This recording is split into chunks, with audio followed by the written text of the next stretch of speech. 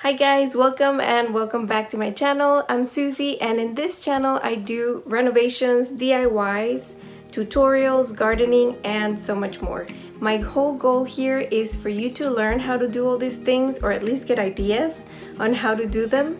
That way you can make your house more like your home. And in this video we're starting off a new series which is for my 2007 mobile home. We moved to this house 3 years ago and we started renovating right away. So I want to show you how we started, the floor installation, and the demo for the kitchen. And this demo for the kitchen that we did is not your typical one, so you'll want to stay around and see how I did it. So let's get started.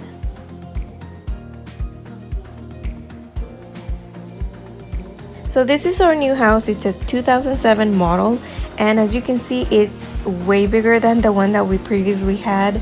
The other one was a 1968 mobile home, and if you haven't been here before, go ahead and check out that other series. We fully renovated that house with my family, and you'll find lots of tips and tricks that I share with you in those videos. So one of the cool things about this house is the garage space. It parks up to 4 cars. We were all so excited about this open concept with kitchen, dining room, living room, and then we have the high ceilings that make everything look really big, and the windows with the bright light all over, because I really love a bright space.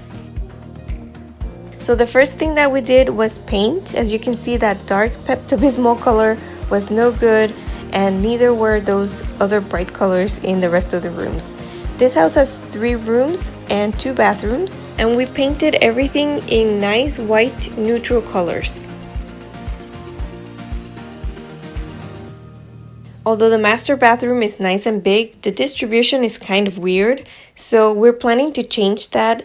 And we've also had to do some work on the plumbing because the plumbing was not well done, and so we've had to do some repairs there as well. The laundry is in the entrance from the garage, and you guys, the first thing to break within the first week was the washer.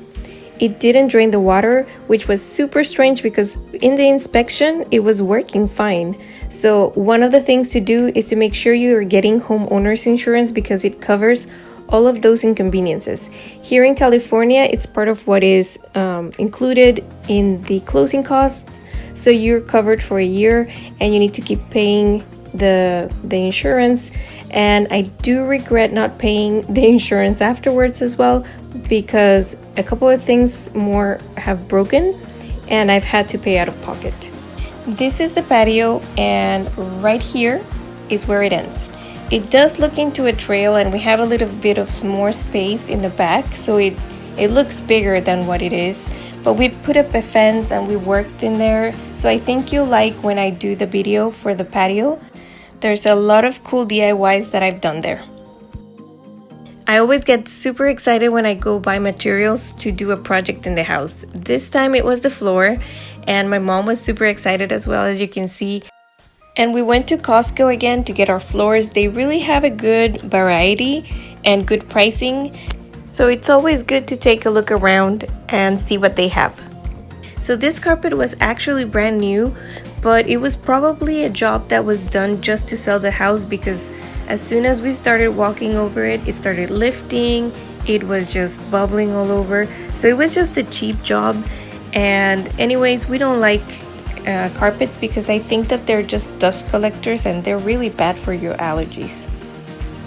Alright guys, so here is a little update on what we have done so far. Basically, we ripped out the carpet and we took out everything that was there, the nails and some nails and staples, and we cleaned it out. And now we have here a couple of rows that we started putting, and I had to stop because I had some other stuff to do, but tomorrow we'll be full steam and try to finish this whole room. Also, I had not updated you on this, but this is my blue door, which I absolutely love, and I'm gonna change out the locks in the future once I have time. But this is it so far, guys. Always wear your safety gear no matter what project you're doing. There's always sharp pieces or other dangers that have been missed, and it'll save you from getting hurt. When you first start installing your laminate, it is a little bit hard because the first couple of rows are not very encouraging. You don't see that you're advancing too much. But when you start with like 4 or 5 rows, then you just start getting on a roll and it gets much easier. Here's a few important things before installing laminate floors. If you're starting with a carpet and need to remove it, you'll need to use a cutter to cut out the carpet into pieces. Remove it in small sections. We were cutting about 2 to 3 feet width pieces and then rolling them up into a manageable size so that we could throw them out. After removing the carpet, we had to take out the staples from the floor. There were some in the middle of the room and there were some along the wall. Those are the strips that hold the carpet at the very ends. And we also had debris. We had some joint compound. We had to scrape it all out because otherwise your laminate floors won't click together properly and you'll have a bad installation. So these are the tools that you're gonna need. You need a pull bar, a mallet, this block that you see right there. Those are very important when you're doing installations, and I'll leave a link for all the products that I used down in the description box.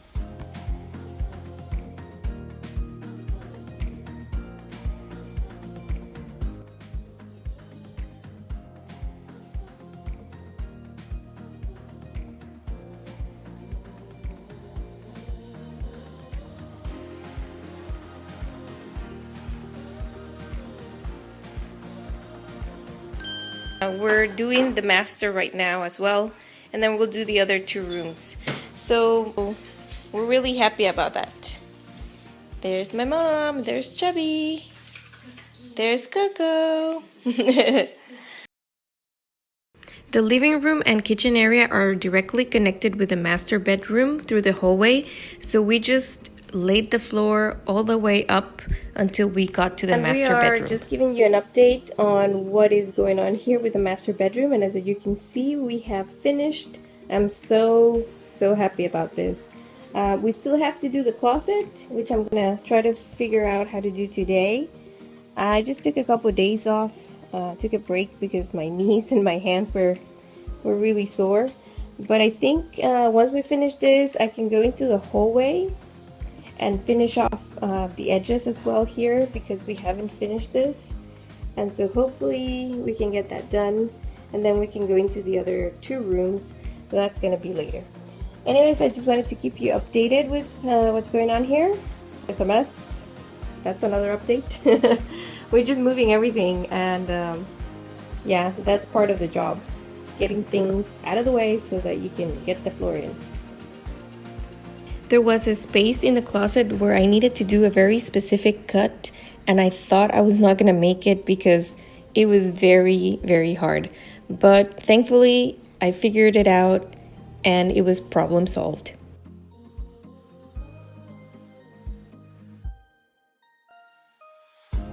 I called it a soft demo because even though we're getting rid of this entire island, we had to uninstall the rest of the cabinets but still keep them because we had to put together the new cabinets, and while we figured out the installation, we needed to use the kitchen. Another thing that I've learned while doing renovations is that I really can't do the crazy demos that people see on TV and all those shows. It's just too crazy, you can get hurt. And for me, just taking out things and just taking out the screws and lifting the whole thing saves me strength and saves me time. It also leaves less of a mess, so I try to do this whenever I can. Another reason why I saved the cabinets is because I can repurpose them and I can use them for later projects. For example, I used the top cabinets for a storage project outside in the garage, or you could also sell them or donate them.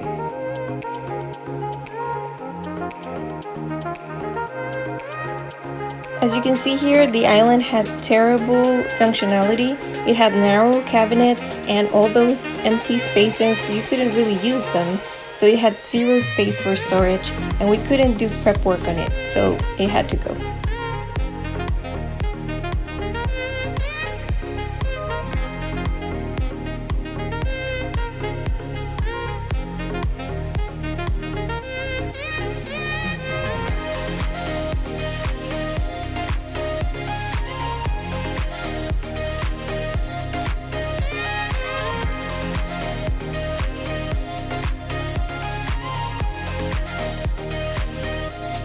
This island had outlets, which was great because I used the same connections in the new island.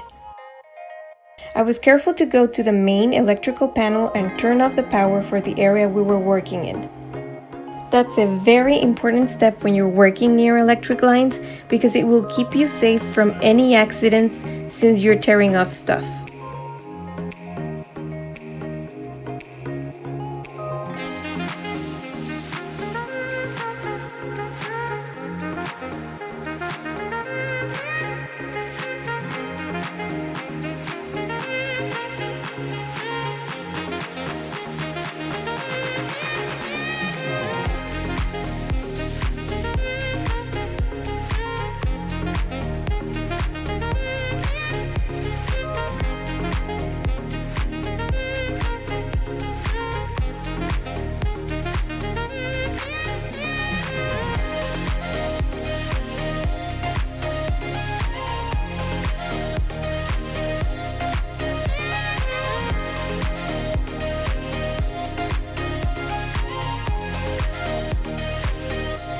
And this is my brother in full action. He wanted to do the whole demo thing, so he got to do it.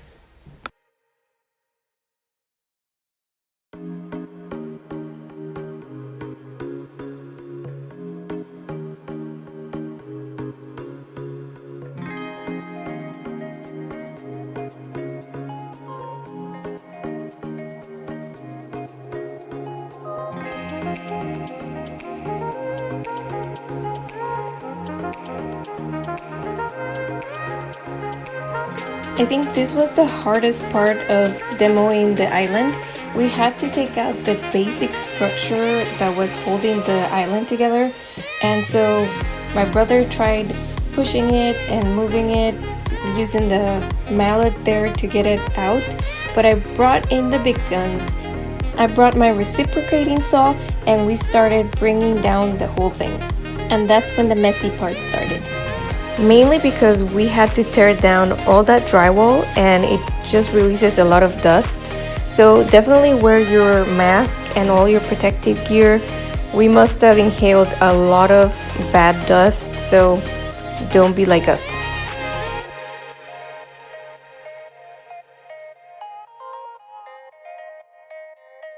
And a special thank you to my sister Doris because she has helped me with this house with everything. I really couldn't have done it without her. After demoing the kitchen island, we were left with this big space, and it was just time to keep on going and finish the flooring.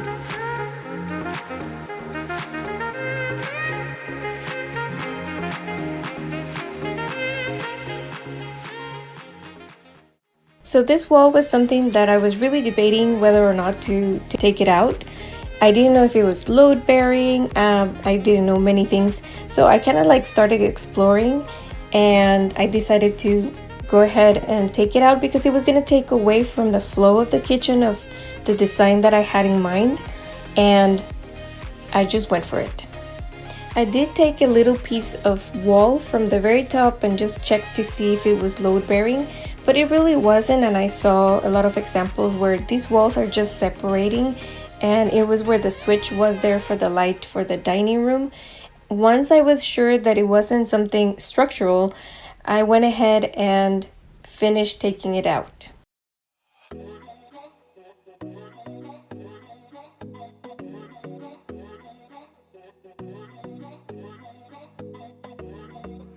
As you can see here, I was also trying to do a clean demo where I don't do crazy punching out the walls or anything like that.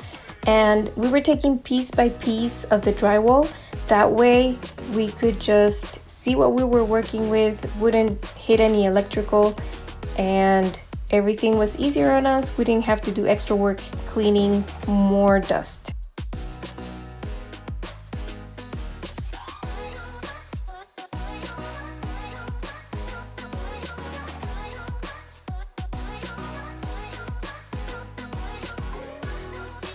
If you're wondering how long it took us to do all this floor installation, kitchen demo, and prepping everything for the next project, stick around because I'm still looking through the albums to see the dates and exactly how much time it took us to do all this.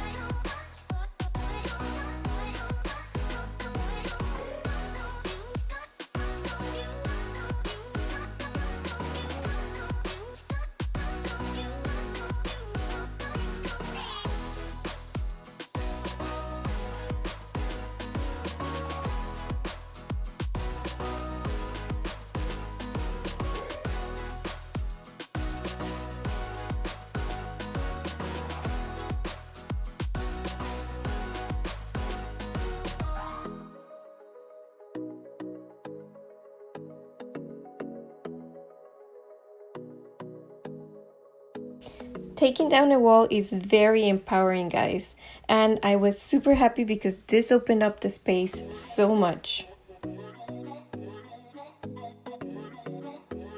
Everything turned out great. We took down that wall, but we still had that electrical switch hanging. But don't worry, we are going to fix that in another video. That switch will go in the wall.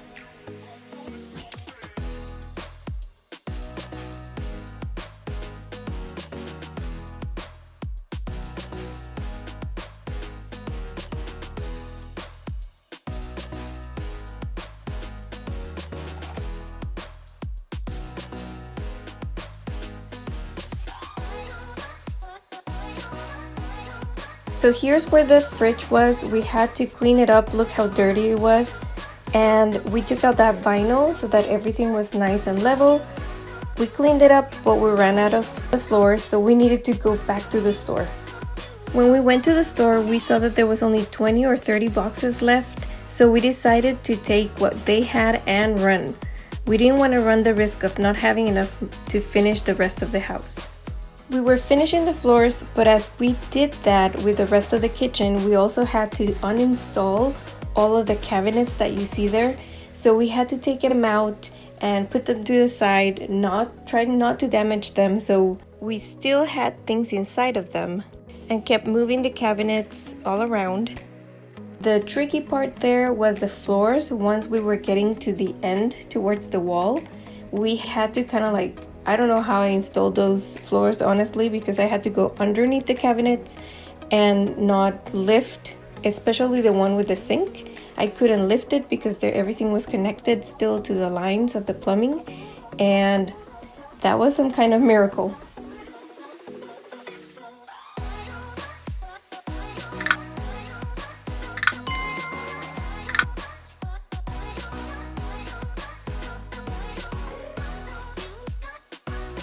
I'm using my jigsaw here so that I can move the electrical cable and I can move it towards the wall. That way I can install the rest of the floor. We were getting close to finishing the floors, but believe it or not, the last pieces closest to the wall are the most difficult because you have to make all those corner cuts and very thin pieces once you get closer to that wall. We were so tired at this point that my sister even did this illustration. Go check her out on Instagram, she is super talented.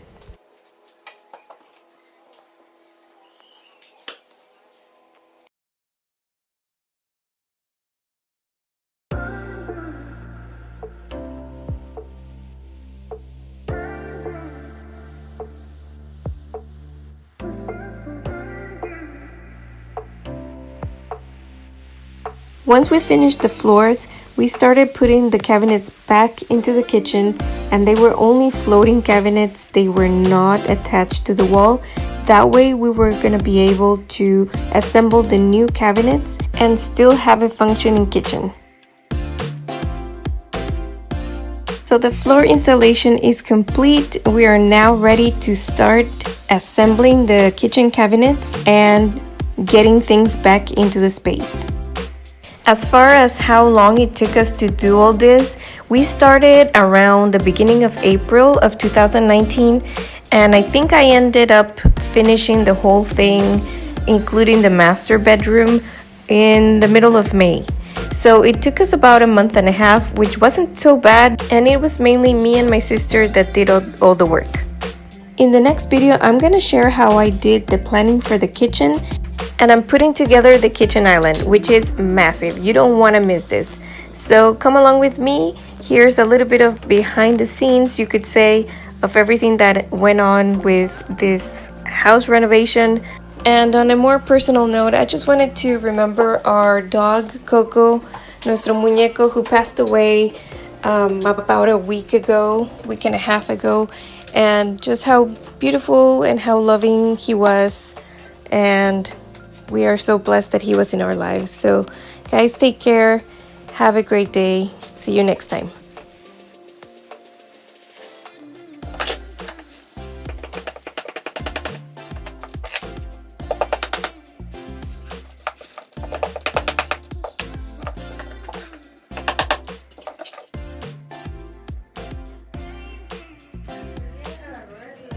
Ahí viene la otra patrona por ahí. ¿Dónde está el está presentable?